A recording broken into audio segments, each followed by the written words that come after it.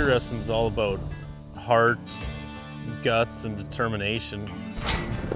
I guess to the amateur eye, steer wrestling really to them looks pretty easy because a good run, it only takes 3.5 seconds to put it all together, but there's a lot of things that go on in that short amount of time that you got to put together, you know, to make a good steer wrestling run.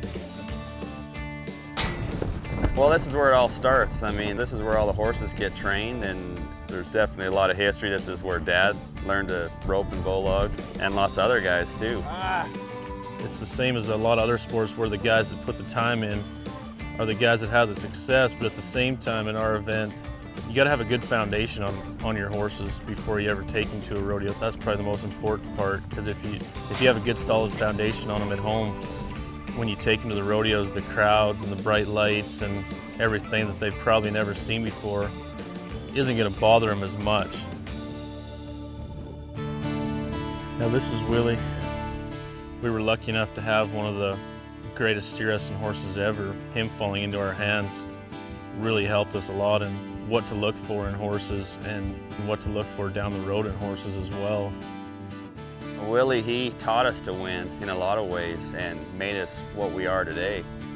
You know, he put us to a level that we could compete with everyone and put us ahead of a lot of people too. Cody and I both grew up together roping calves, and we had a little pony, and my brother would jump Holstein calves off of him, and even before that we had a rubber duck that had wheels, and we'd roll him across the floor in the house, and we'd both run beside it, and one would jump off and grab it by the handles and throw it down. So we've been bulldogging a long time.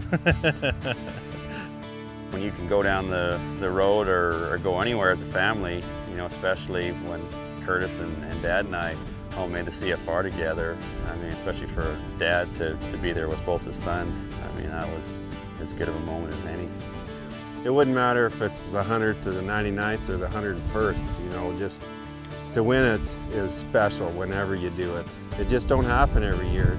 Everything has to be lined up, and to see him this year at the 100th anniversary would be just that much more special.